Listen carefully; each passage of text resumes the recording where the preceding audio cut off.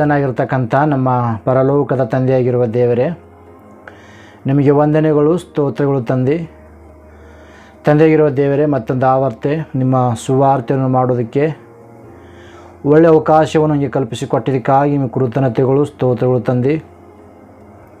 ತಂದೆಯಾಗಿರುವ ದೇವರೇ. ನೀವು ಮಾತನ್ನು ತಿಳಿಸುವಾಗ ನಿಮ್ಮ ಪರಿಶುದ್ಧಾತ್ಮನ ಸಹಾಯವನ್ನು ನನಗೆ ಅನುಗ್ರಹಿಸ್ರಿ. ನಿಮ್ಮ ಆಲೋಚನೆಗಳು, ನಿಮ್ಮ ತಲಂಪು, ನಿಮ್ಮ ಮಾತುಗಳು ನಾವು ಇಟ್ಟು ನಿಮ್ಮ ಪರಿಶುದ್ಧಾತ್ಮನ ಸಹಾಯದಿಂದ ಮಾತಾಡೋದಕ್ಕೆ ಕೃಪೆ ತೋರಿಸ್ರಿ. ಮಾತಾಡುವಂಥವನು ನಾನಲ್ಲ, ನನ್ನಲ್ಲಿ ನೀವು ಎದ್ದುಕೊಂಡು ತನ್ನ ಮಾತುಗಳು ತಿಳಿಸ್ಬೇಕಂತ ಹೇಳಿ ನಾವು ಪ್ರಾರ್ಥನೆ ಕೇಳುವಂಥ ನನ್ನ ಮಕ್ಕಳು ಪ್ರಭಾ, ಈ ಚಿಕ್ಕ ಪ್ರಾರ್ಥನೆ ಮನವಿ ನಿಮ್ಮ ಪಾದ ತಿಳುತ್ತಾ ಈ ಪ್ರಾರ್ಥನೆ ನಿಮ್ಮ ಮಗನು ನಮ್ಮ ರಕ್ಷಕನೂ ಆಗಿರುವ ಯೇಸುವಿನ ಅತಿ ಶ್ರೇಷ್ಠವಾದ ನಾಮದಲ್ಲಿ ಪ್ರಾರ್ಥಿಸಿ ಬೇಡಿ ಹೊಂದಿದ್ದೇನೆ ನನ್ನ ಪರಲೋಕದ ತಂದೆ, ಆಮೇನ್. ಪರಿಶುದ್ಧವಾದಂಥ ನಾಮದಲ್ಲಿ ನನ್ನ ವಂದನೆಯನ್ನು ತಿಳಿಸ್ತಾ ಇದ್ದೇನೆ. ಅದೇ ರೀತಿಯಲ್ಲಿ ಬೈಬಲ್ ಪರಿಶೋಧನೆ ಯೂಟ್ಯೂಬ್ ಚಾನೆಲ್ ಮೂಲಕ ವೀಕ್ಷಿಸುವಂಥ ಎಲ್ಲ ದೇವರ ಮಕ್ಕಳಿಗೂ ಕೂಡ ಯೇಸು ಕ್ರಿಸ್ತನ ನಾಮದಲ್ಲಿ ನನ್ನ ಹೃತ್ಪೂರ್ವಕವಾದ ವಂದನೆಯನ್ನು ತಿಳಿಸ್ತಾ ಇದ್ದೇನೆ. ಪ್ರಿಯರೇ, ಈ ದಿನ ದೇವರ ಒಂದು ಮಹಾಕೃಪೆಯಿಂದ ತಂದೆಯಾದ ದೇವರು ಮತ್ತೊಂದು ಸಾರಿ ಆತನ ಸುವಾರ್ತೆಯನ್ನು ಮಾಡೋದಕ್ಕೆ ಒಳ್ಳೆಯ ಅವಕಾಶವನ್ನು ಕಲ್ಪಿಸಿಕೊಟ್ಟಂಥ ದೇವಾದಿ ದೇವರಿಗೆ ನಾನು ಹೃತ್ಪೂರ್ವಕವಾದ ಕೃತಜ್ಞತೆ ತಿಳಿಸ್ತಾ ಇದ್ದೇನೆ. ಈ ದಿನ ಒಂದು ಪ್ರಾಮುಖ್ಯವಾದಂಥ ವಿಷಯವನ್ನು, ಒಂದು ಅಂಶವನ್ನು ನಾವು ಆಲೋಚನೆ ಮಾಡ್ತಾಯಿದ್ದೇವೆ ಪ್ರಿಯರೇ. ಅದಕ್ಕೋಸ್ಕರ ಕೇಳುವಂಥ ನೀವು ಕೂಡ ಜಾಗ್ರತೆಯಿಂದ ಸಬ್ಜೆಕ್ಟು ಒಂದು ಅಂಶವನ್ನು ಮಾತಾಡುವಾಗ ಆಲೋಚನೆ ಮಾಡಿ ಪ್ರಿಯರೇ. ಯಾಕಂದರೆ ದೇವರ ಮಾತುಗಳು ಶ್ರದ್ಧೆಯಿಂದ ಕೇಳುವಾಗ ನಮಗೆ ಅರ್ಥವಾಗ್ತದೆ ಪ್ರಿಯರೇ. ಹಾಗಾಗಿ ಇದನ್ನ ಒಂದು ಪ್ರಾಮುಖ್ಯವಾದಂಥ ವಿಷಯ ಏನಂದರೆ, ಪರಲೋಕವು ಅರ್ಧ ಗಂಟೆ ಹೊತ್ತಿನವರೆಗೂ ಯಾಕೆ ನಿಶ್ಶಬ್ದವಾಯಿತು ಅಂತಕ್ಕಂಥ ಸಬ್ಜೆಕ್ಟು ಮಾತಾಡ್ತೀನಿ ಪ್ರಿಯರೇ. ಏನು ಪ್ರಿಯರೇ? ಪರಲೋಕವು ಅರ್ಧ ಗಂಟೆ ಯಾಕೆ ನಿಶ್ಶಬ್ದವಾಯಿತು ಅಂತಕ್ಕಂಥ ವಿಷಯವನ್ನು ನಾವು ಆಲೋಚನೆ ಮಾಡೋಣ ಪ್ರಿಯರೇ. ಯಾಕಂದರೆ ಸತ್ಯವೇದ ಗ್ರಂಥದಲ್ಲಿ ದೇವರ ಮಾತುಗಳು ಬರೆಯಲ್ಪಟ್ಟಿದೆ. ಆ ವಚನವನ್ನು ನೋಡುವಾಗ, ಓದುವಾಗ, ಧ್ಯಾನ ಮಾಡುವಾಗ ಅಲ್ಲಿ ನಮಗೆ ಪ್ರಶ್ನೆ ಬರ್ತದೆ, ಆಲೋಚನೆ ಬರ್ತದೆ. ಯಾವಾಗತ್ತೋ ಪ್ರಶ್ನೆ ಬರ್ತದೋ, ಬೈಬಲಲ್ಲಿ ಪ್ರಶ್ನೆ ಬರ್ತದೋ, ಅದೇ ಬೈಬಲಲ್ಲಿ ಕೂಡ ಉತ್ತರ ಕೂಡ ಸಿಗ್ತದೆ ಪ್ರಿಯರೇ.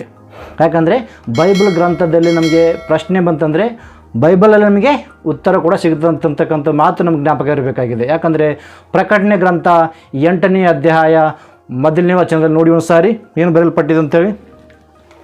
ಪ್ರಕಟಣೆ ಗ್ರಂಥ 8ನೇ ಅಧ್ಯಾಯ 1ನೇ ವಚನ. ಆತನು 7ನೆಯ ಮುದ್ರೆಯನ್ನು ಒಡೆದಾಗ ಸುಮಾರು ಅರ್ಧ ಗಂಟೆ ಹೊತ್ತಿನವರೆಗೂ ಪರಲೋಕವು ನಿಶ್ಶಬ್ದವಾಯಿತು. ಅಂದರೆ 7ನೆಯ ಮುದ್ರೆಯನ್ನು ಒಡೆದಾಗ ಪರಲೋಕವು ನಿಶ್ಶಬ್ದವಾಯ್ತಂತೆ. ಯಾವ ಸೌಂಡ್ ಇಲ್ಲಂತೆ, ಸೈಲೆಂಟ್ ಆಗಿಬಿಟ್ಟಿದಂತೆ. ಯಾಕೆ ಪರಲೋಕವು ಯಾಕೆ ನಿಶ್ಶಬ್ದವಾಯಿತು? ಪರಲೋಕದಲ್ಲಿ ಯಾವ ಸೌಂಡ್ ಇಲ್ಲದ ಹಾಗೆ ಸೈಲೆಂಟ್ ಆಗಿ ಯಾಕೆ ಉಳ್ಕೊಂಡಿದೆ? ಇಷ್ಟಕ್ಕೂ ಪರಲೋಕದಲ್ಲಿ ಏನು ನಡೆದಿದೆ? ಯಾಕಂದರೆ ವಚನವನ್ನು ಓದುವಾಗ ಪ್ರಶ್ನೆ ಬರ್ತದೆ ಪ್ರಿಯರೇ. ಅಂದರೆ ಇಷ್ಟಕ್ಕೂ ಪರಲೋಕ ಯಾಕೆ ನಿಶ್ಶಬ್ದವಾಯಿತು ಅಂತ ನಾವು ಪ್ರಶ್ನೆ ಹಾಕೊಂಡಾಗ ಆ ಪ್ರಶ್ನೆಗೆ ಉತ್ತರ ಕೂಡ ಸಿಗ್ತದೆ, ಸತ್ಯವೇದ ಗ್ರಂಥದಲ್ಲಿ ಸಿಗ್ತದೆ. ಯಾಕಂದರೆ ಈ ವಚನವನ್ನು ಓದುವಾಗ ನೀವು ಎಂದಾದರೂ ಆಲೋಚನೆ ಮಾಡಿದ್ರೂ ಅಥವಾ ಗೊತ್ತಿಲ್ಲ. ಯಾಕಂದರೆ ಪರಲೋಕವು ಅರ್ಧ ಗಂಟೆ ಹೊತ್ತಿನವರೆಗೆ ಯಾಕೆ ನಿಶ್ಶಬ್ದವಾಯಿತು? ಕಾರಣ ಏನು? ಯಾವ ಕಾರಣದಿಂದ ಅದು ಪರಲೋಕ ನಿಶ್ಶಬ್ದವಾಯಿತು? ಇಷ್ಟಕ್ಕೆ ಪರಲೋಕದಲ್ಲಿ ಯಾರಿದ್ದಾರೆ? ಪರಲೋಕದಲ್ಲಿ ಏನು ಜರುಗಿದೆ ಅಂತ ನೋಡುವಾಗ ಪರಲೋಕದಲ್ಲಿ ಯಾರಿದಂದರೆ ಪರಲೋಕದಲ್ಲಿ ತಂದೆಯಾದ ದೇವರಿದ್ದಾರೆ. ತಂದೆಯ ಬಲಗಡೆಯಲ್ಲಿ ಯೇಸು ಕ್ರಿಸ್ತರಿದ್ದಾರೆ. ಅವರ ಸುತ್ತಮುತ್ತಲು ಅನೇಕ ಕೋಟ್ಯಾನ ಕೋಟಿ ಲಕ್ಷ ಉಪಲಕ್ಷಗಳ ಸಂಖ್ಯೆಯಲ್ಲಿ ಅಸಂಖ್ಯವಾದಂಥ ರೀತಿಯಲ್ಲಿ ಪರಲೋಕದಲ್ಲಿ ದೇವದೂತರಿದ್ದಾರೆ. ಆ ದೇವದೂತರು ಅಂದರೆ ವಿಶ್ರಮಿಸಿಕೊಳ್ಳದೆ, ರೆಸ್ಟನ್ನು ತೆಗೆದುಕೊಳ್ಳದೆ, ಹಗಲು ರಾತ್ರಿ ಅನ್ನದೇ ದೇವರನ್ನು ಆರಾಧಿಸ್ತಾ ಇದ್ದಾರೆ. ಅನೇಕಲ್ಲಿ ಸಂತೋಷ, ಒಂದು ಸಂಭ್ರಮ, ಸ್ತುತಿಗಾನಗಳು ಪರಲೋಕದ ನಡುವಾಗ ಅಂಥ ಸಮಯದಲ್ಲಿ ಪರಲೋಕ ಯಾಕೆ ನಿಶ್ಶಬ್ದವಾಗಿದೆ? ಪರಲೋಕ ಯಾಕೆ ನಿಶ್ಶಬ್ದವಾಯಿತು? ಯಾಕಂದರೆ ಪರಲೋಕದಲ್ಲಿ ದೇವರನ್ನು ಆರಾಧಿಸ್ತಾ ಇದ್ದಾರೆ ಪ್ರಿಯರೇ. ಯಾರಂದರೆ ಕೋಟ್ಯಾನ ಕೋಟಿ ಲಕ್ಷ ಉಪಲಕ್ಷಗಳು ಅಸಂಖ್ಯವಾದಂಥ ದೇವದೂತರಿರುವಾಗ ಆ ದೇವದೂತರೆಲ್ಲ ದೇವರನ್ನು ಸ್ತುತಿಸುವಾಗ, ಆರಾಧಿಸುವಾಗ, ಘನಪಡಿಸುವಾಗ, ದೇವರ ನಾಮವನ್ನು ಘನಪಡಿಸುವಾಗ ಪರಲೋಕ ಯಾಕೆ ನಿಶ್ಶಬ್ದವಾಯಿತು ಅರ್ಧ ಗಂಟೆ ಹೊತ್ತಿನವರೆಗೆ? ನೋಡಿ, ಪರಲೋಕದ ದೇವದೂತರು ಯಾರು ಸ್ತುತಿಸ್ತಾ ಇದ್ದಾರೆ ಅಂತ ನೋಡುವಾಗ ಪ್ರಕಟಣೆ ಗ್ರಂಥ ಪ್ರಕಟಣೆ ಗ್ರಂಥ 4ನೇ ಅಧ್ಯಾಯ 8ನೇ ವಚನ. ಆ 4 ಜೀವಿಗಳಿಗೆ ಒಂದೊಂದಕ್ಕೆ 6 ರೆಕ್ಕೆಗಳಿದ್ದವು. ಆ ಜೀವಿಗಳಿಗೆ ಸುತ್ತಲೂ ಒಳಗೂ ತುಂಬ ಕಣ್ಣುಗಳಿದ್ದವು. ಆ ಜೀವಿಗಳು ಹಗಲಿರುಳು ವಿಶ್ರಮಿಸಿಕೊಳ್ಳದೆ ರೆಸ್ಟನ್ನು ತೆಗೆದುಕೊಳ್ಳದೆ ಏನು ಮಾಡ್ತಿದ್ದಾರಂತೆ? ದೇವರಾದ ಕರ್ತನನ್ನು ಪರಿಶುದ್ಧನು ಸರ್ವಶಕ್ತನು ವರ್ತಮಾನ ಭೂತ ಭವಿಷ್ಯತ್ ಕಾಲದಲ್ಲಿ ಇರುವವನು ಎಂದು ಹೇಳುತ್ತವೆ ಅಂತ. ಅಂದರೆ ಅಲ್ಲಿ 24 ಗಂಟೆ ಅಂದರೆ ಹಗಲು ರಾತ್ರಿ ಅನ್ನದೇ ವಿಶ್ರಾಂತಿಯನ್ನು ತೆಗೆದುಕೊಳ್ಳದೆ ಘನ ಮಾನ ಮಹಿಮೆಯನ್ನು ದೇವರಿಗೆ ಸಲ್ಲಿಸುತ್ತಾ ದೇವರು ಪರಿಶುದ್ಧನು ಅಂತೇಳಿ ವಿಶ್ರಾಂತಿಯನ್ನು ತೆಗೆದುಕೊಳ್ಳದೆ ಪರಲೋಕದಲ್ಲಿ ದೇವರಿಗೆ ಆರಾಧಿಸುವಂಥ ದೇವದೂತರು, ಘನಪಡಿಸುವಂಥ ದೇವದೂತರು ಇರುವಾಗ, ಲಕ್ಷಾನುಗಟ್ಟಲೆ ದೇವದೂತರು ಒಂದೇ ಸಾರಿ ಸ್ತುತಿಸುವಾಗ ಎಷ್ಟರ ಮಟ್ಟಿಗೆ ಸೌಂಡ್ ಇರ್ಬೋದು? ಅಷ್ಟೊಂದು ಸೈನ್ಯಗತ್ತಲೇ ದೇವದೂತರಿದ್ದಾಗ ಎಲ್ಲ ದೇವದೂತರು ಕಲ್ತಿ ದೇವರು ಪರಿಶುದ್ಧನು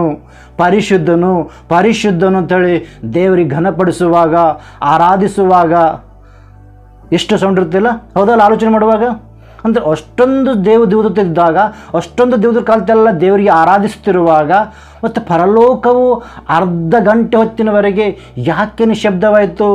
ಕಾರಣ ಏನು? ಯಾವ ಕಾರಣಕ್ಕಾಗಿ ಪರಲೋಕವು ನಿಶ್ಶಬ್ದವಾಗಿಬಿಟ್ಟಿದೆ? ಪರಲೋಕದ ಕೋಟ್ಯಾನುಕೋಟಿ ದೇವದೂತರು ಇದ್ದಾರೆ.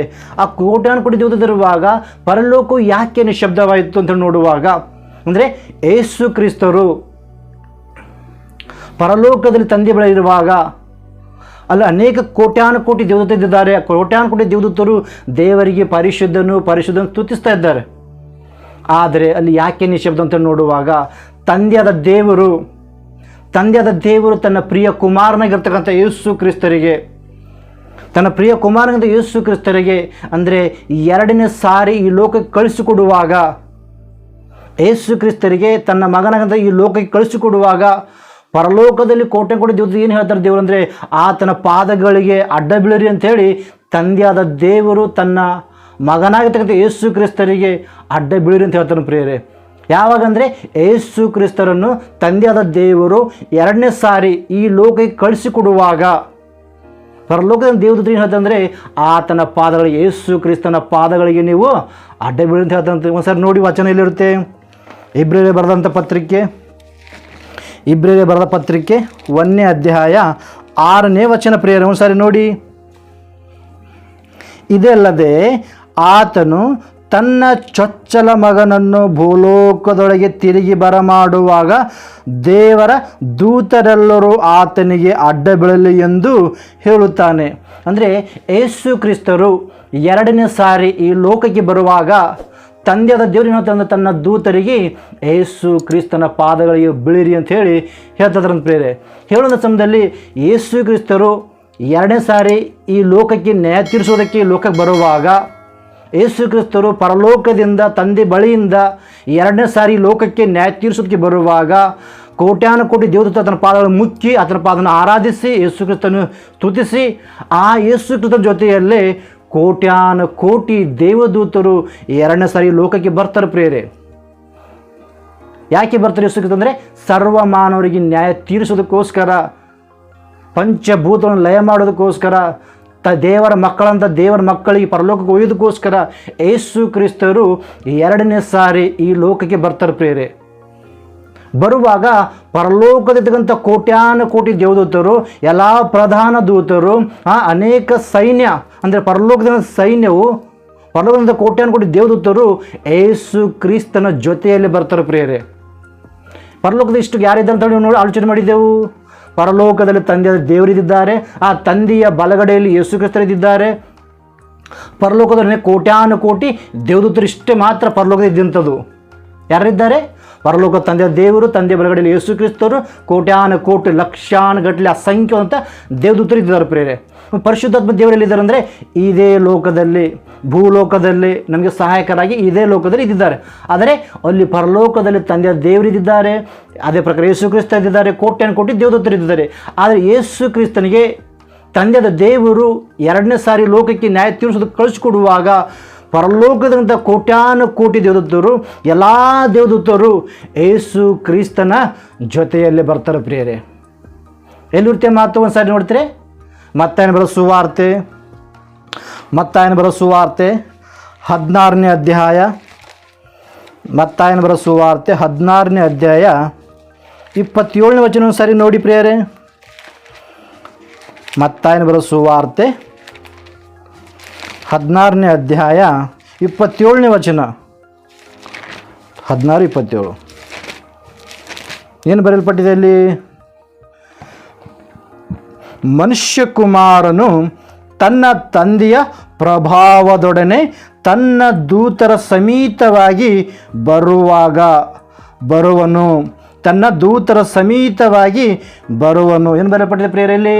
ಮತ್ತಾಯನ ಸುವಾರ್ತೆ 16ನೇ ಅಧ್ಯಾಯ 27ನೇ ವಚನದಲ್ಲಿ ಏನು ಹೇಳ್ತಿದ್ರೆ, ಮನುಷ್ಯಕುಮಾರನು ತನ್ನ ತಂದೆಯ ಪ್ರಭಾವದೊಡನೆ ತನ್ನ ದೂತರ ಸಮೇತವಾಗಿ ಬರುವನು. ತನ್ನ ದೂತರ ಸಮೇತವಾಗಿ ಬರುವಾಗ ಪರಲೋಕವೆಲ್ಲ ಖಾಲಿ ಆಗ್ತದೆ ಪ್ರಿಯರೇ. ಪರಲೋಕದಲ್ಲಿ ಒಬ್ಬರೇ ಆಗಿರ್ತಾರೆ, ಯಾರು? ತಂದೆಯ ದೇವರು ಮಾತ್ರ ಇರ್ತಾರೆ.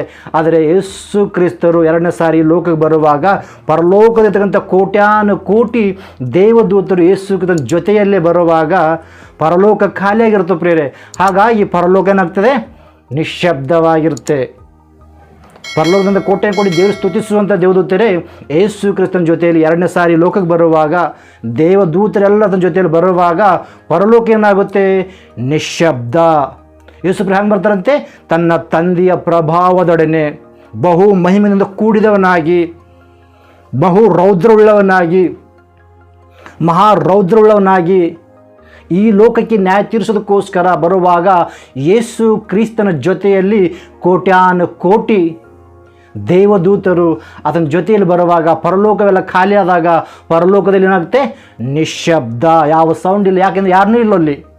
ಇನ್ನೊಂದು ವಚನ ನೋಡಿ, ಥೆಸಲೋನಿಕದವರಿಗೆ ಬರೆದ ಮೊದಲನೇ ಪತ್ರಿಕೆ, ಥೆಸಲೋನಿಕದವರಿಗೆ ಬರೆದ ಮೊದಲನೇ ಪತ್ರಿಕೆ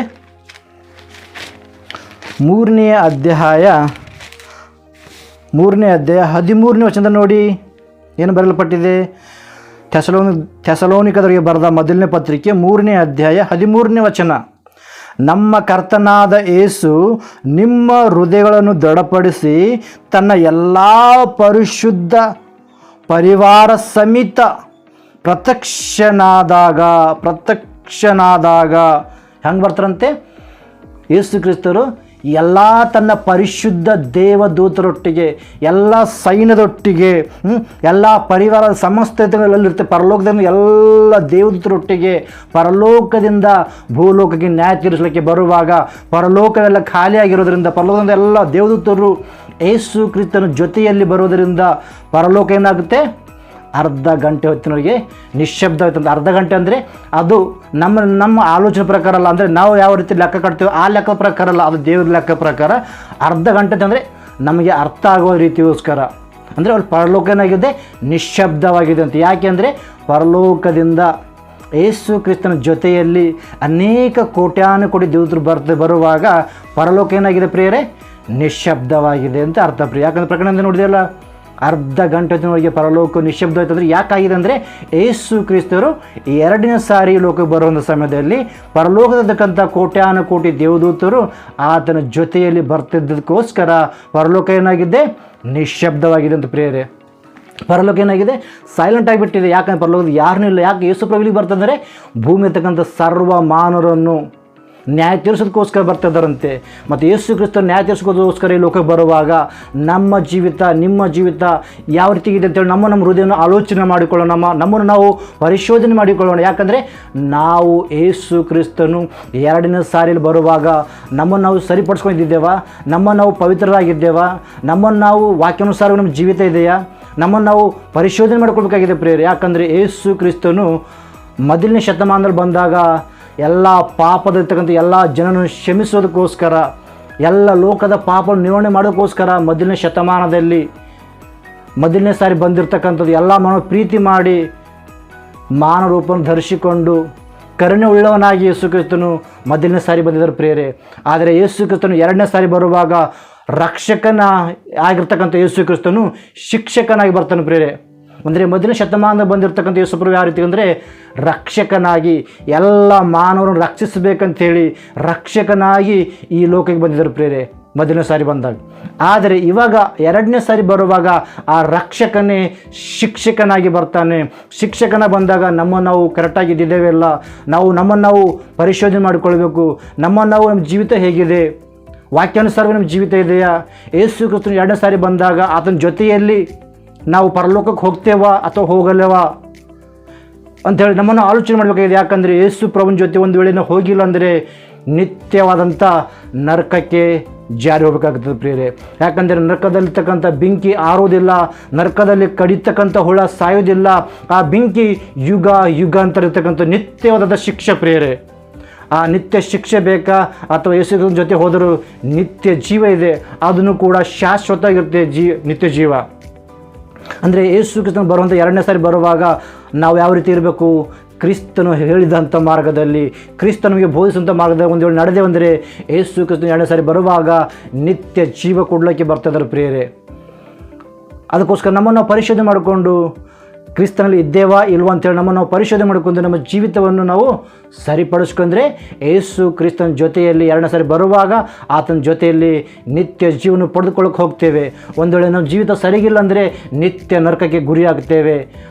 ನಿತ್ಯ ನರಕ ಗುರಿಯಾಗಬೇಕಾ ಅಥವಾ ನಿತ್ಯ ಜೀವ ಬೇಕಂತಕ್ಕಂಥ ನಿರ್ಧಾರ ನಮ್ಮದು ನಿಮ್ಮದಾಗಿರಬೇಕು. ನಮ್ಮನ್ನು ನಾವು ಪರಿಶೋಧನೆ ಮಾಡಿಕೊಂಡು ಸರಿಪಡಿಸ್ಕೊಂಡ್ರೆ ನಿತ್ಯ ಜೀವ ಅಂತಕ್ಕಂಥದ್ದು ನಾವು ಮರಿಬಾರ್ದು ಪ್ರಿಯರೇ.